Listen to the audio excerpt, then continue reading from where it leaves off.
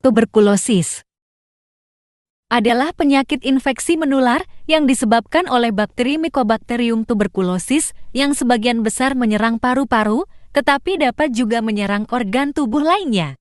Kuman ini pada umumnya menyerang paru-paru dan dapat menyerang di luar paru-paru, seperti kelenjar getah bening.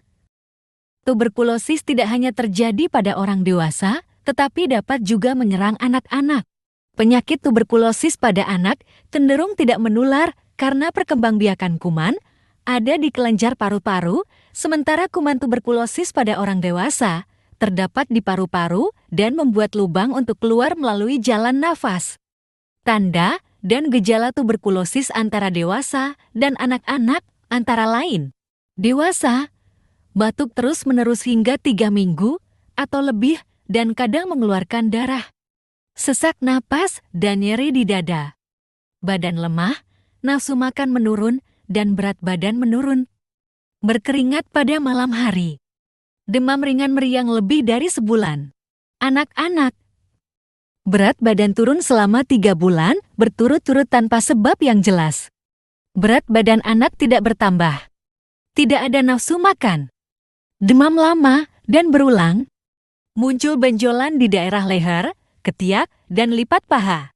Jika keluarga mengalami salah satu dari gejala tersebut, langsung melakukan pemeriksaan di vaskes yang disarankan. Pelayanan kesehatan orang terduga tuberkulosis adalah pelayanan kesehatan yang diberikan pada orang terduga TBC sesuai standar yang meliputi pemeriksaan klinis berdasarkan tanda dan gejala, pemeriksaan penunjang, dan edukasi.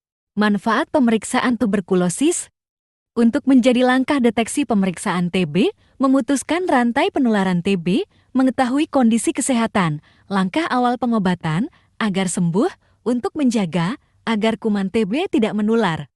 Pemeriksaan TB harus dilakukan selama 3 bulan sekali dan setiap 1 bulan sekali, tidak perlu menunggu timbulnya gejala atau sesuai dengan anjuran dokter.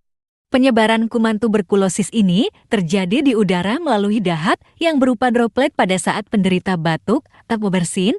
Kuman yang berbentuk droplet yang sangat kecil ini berterbangan melalui udara dan bisa menyerang siapapun yang menghirupnya. Droplet yang tidak masuk ke tubuh yang ditularkannya masih bisa bertahan di udara selama beberapa jam dan ketika droplet ini mengering, kuman yang ada di dalamnya masih bisa ditularkan kepada orang lain.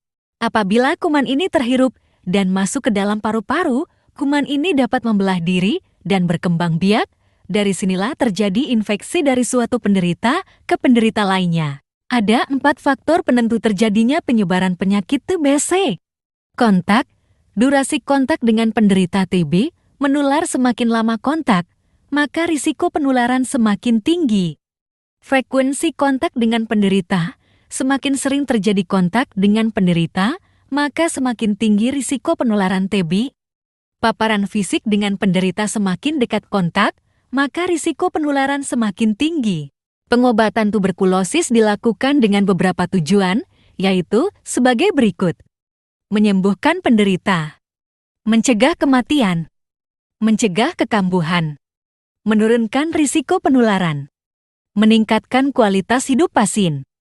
Bagi penderita tuberkulosis, ada satu hal penting yang harus diperhatikan dan dilakukan, yaitu keteraturan dalam meminum obat anti-tuberkulosis sampai dinyatakan sembuh.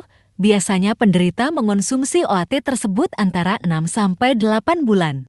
Apabila tidak ada keteraturan dalam meminum obat, maka akan terjadi beberapa hal yaitu kuman penyakit tuberkulosis akan kebal terhadap obat, sehingga sulit untuk diobati, dan yang paling parah adalah kuman dapat berkembang lebih banyak dan menyerang organ lain.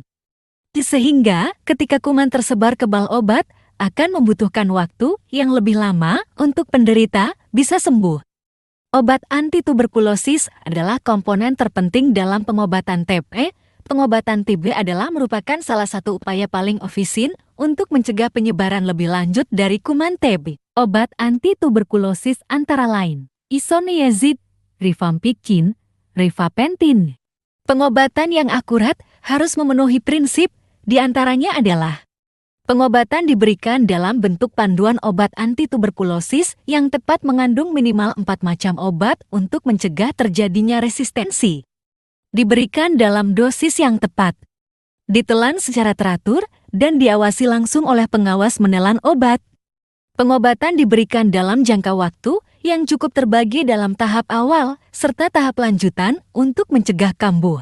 Pencegahan kontak yang berisiko penularan menurut Badan Penelitian dan Pengembangan Kesehatan Indonesia adalah sebagai berikut.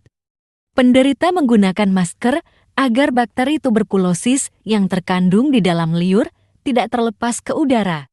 Patuh menjalani pengobatan merupakan hal yang sangat penting untuk mencegah penularan terjadi setelah 2 bulan menjalani pengobatan dengan benar. Dengan meminum obat anti-tuberkulosis, TB paru tidak lagi menular kepada orang lain. Menyediakan tempat khusus meludah. Gejala khas batuk pada penderita TB paru yang sulit dihindari menyebabkan penderita akan lebih sering meludah. Untuk itu tempat ludah yang dicampur dengan cairan disinfektan wajib disediakan. Menjaga sirkulasi udara dalam ruangan. Sirkulasi udara yang baik dapat mencegah berkembang biaknya kuman tuberkulosis yang hidup pada udara yang lembab. Pencahayaan ruangan dengan sinar matahari. Pencahayaan dengan sinar matahari sangat penting. Kuman tuberkulosis tidak tahan terhadap paparan sinar matahari. Kuman tuberkulosis akan segera mati apabila terpapar sinar matahari. Menjaga kebersihan rumah. Kebersihan rumah merupakan salah satu upaya meminimalisasi berkembang biaknya kuman tuberkulosis terutama pada rumah yang memiliki anggota keluarga menderita TB paru. Tidak menggunakan alat makan bersama. Tidak menggunakan tempat makan dan minum pasien TB. Melakukan imunisasi BCG pada balita untuk mencegah TB paru. Menutup mulut dengan tisu atau sapu tangan ketika penderita sedang batuk.